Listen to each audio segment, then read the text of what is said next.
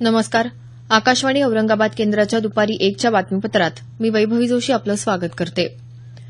पंतप्रधान नरेंद्र मोदी यांनी जम्मू काश्मीरच्या नागरिकांना राज्याचा वारसा असलेल्या सुफी संस्कृतीला जपण्याचं आवाहन केलं आहे. उधमपूर इथं सभेला संबोधित करताना ते बोलत होते. काश्मीर भारताचा अभिमान असून नागरिकांना इथली सभ्यता आणि संस्कृतीशी जोडलं पाहिजे असं ते म्हणाले. राज्यात शांतता प्रस्थापित करण्यासाठी सरकार प्रयत्नशील असल्याचं त्यांनी सांगितलं. तत्पूर्वी पंतप्रधानांनी श्रीनगर जम्मू राष्ट्रीय महामार्गावरच्या चेनानी नाश्री या देशातल्या सगळ्यात मोठ्या बोगद्याचं लोकार्पण केलं. भारतीय जनता पक्ष कोणत्याही धार्मिक गटाचं समर्थन करत नसल्याचं केंद्रीय माहिती आणि प्रसारण मंत्री व्यंकय्या नायडू यांनी म्हटलं आहे. आंध्र प्रदेशातल्या विजयवाडा इथं एका कार्यक्रमात ते बोलत होते. 5 राज्यात नुकत्याच झालेल्या विधानसभा निवडणुकीत पक्षाला मिळालेलं यश हे उत्तम प्रशासनामुळे असल्याचं ते म्हणाले. केंद्रात भाजप सरकारच्या 3 वर्षाच्या काळात एकाही मंत्र्यावर भ्रष्टाचाराचा आरोप नसल्याचं त्यांनी नमूद केलं. श्रीनगर विमानतळावर लष्कराच्या एका जवानाला सामानात 2 ग्रेनेड आढळून आल्यामुळे अटक करण्यात आली आहे. भोपाल मुखिया असं त्याचं नाव असून तो उरी इथं नियंत्रण रेषेजवळ तैनात असल्याचं पीटीआयच्या वृत्तात म्हटलं आहे. या प्रकरणी जवानाची चौकशी सुरू आहे.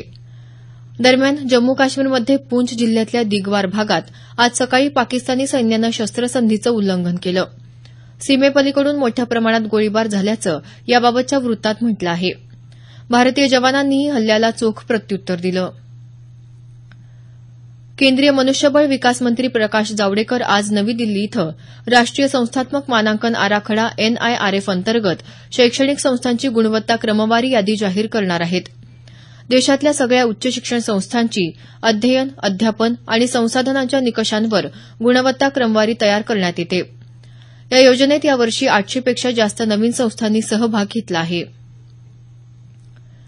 निवडणूक आयोग आधुनिक तंत्रज्ञानयुक्त इलेक्ट्रॉनिक मतदान यंत्र खरेदी करणार आहे.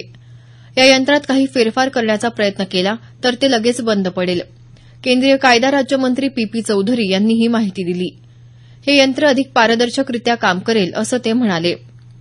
हे यंत्र खरेदी करण्यासाठी 1940 कोटी रुपयांची आवश्यकता असून 2018 मध्ये याचा उपयोग करता येईल असं त्यांनी सांगितलं.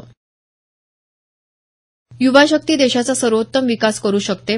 त्यामुळे देशाला महासत्ता बनवण्यासाठी उदात्त हेतूनं प्रेरित होऊन खऱ्या अर्थानं परिवर्तन दूत बना, असा संदेश मुख्यमंत्री देवेंद्र फडणवीस यांनी युवकांना दिला आहे. पुणे इथं महाराष्ट्र ग्राम सामाजिक परिवर्तन फाउंडेशनच्या ग्रामीण विकास फेलोशिपचं उद्घाटन मुख्यमंत्र्यांच्या हस्ते झालं. त्यावेळी ते बोलत होते. विविध योजनांचं एकत्रीकरण जोपर्यंत होत नाही तोपर्यंत परिवर्तन होणार नाही. त्यामुळे वेगवेगळ्या जलसंधारणाच्या 14 योजनांना एकत्र आणून जलयुक्त शिवार अभियान सुरू केलं. परिणामी या अभियानाच्या माध्यमातून मोठं यश मिळत असल्याचं ते म्हणाले. दरम्यान वाशिम जिल्ह्यातलं बंजारा समाजाचं श्रद्धास्थान असलेल्या श्री क्षेत्र पोहरादेवीचा विकास करण्यासाठी 73 कोटी रुपयांच्या विकास आराखड्याला मंजुरी देण्यात आली असल्याचं मुख्यमंत्र्यांनी काल सांगितलं. पोहरादेवी इथं सुरू असलेल्या विश्वशांती लक्षचंडी यज्ञाच्या निमित्तानं घेण्यात आलेल्या सभेत ते बोलत होते. या आराखड्यात बंजारा समाजाची संस्कृती, सण उत्सव, पेहराव आणि भाषा यांचं दर्शन घडवण्याचा प्रयत्न केला जाईल असं ते म्हणाले.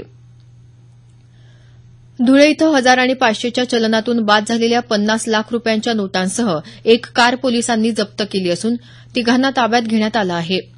यात शहादा इथल्या भाजपच्या 2 नगरसेविकांच्या पतींसह एका वाळू तस्कराचा समावेश आहे. आयकर विभागाकडून पुढील कारवाई केली जाणार असल्याचं पोलीस उपअधीक्षक हिम्मत जाधव यांनी सांगितलं. उस्मानाबाद इथल्या सोलापूर रोडवरच्या एसटी बस डेपोला आज सकाळच्या सुमारास आग लागली. डेपोत असलेल्या जुन्या टायरला आग लागून ती सगळीकडे पसरल्याचं आमच्या वार्ताहरानं कळवलं आहे. अग्निशमन दलाच्या 4 गाड्या घटनास्थळी दाखल झाल्या असून आग विझवण्याचे प्रयत्न सुरू आहेत. या आगीत कोणतीही जीवितहानी झाल्याचं वृत्त नाही. याबरोबरच हे बातमीपत्र संपलं. आमचं यानंतरचं बातमीपत्र सायंकाळी 5:25 वाजून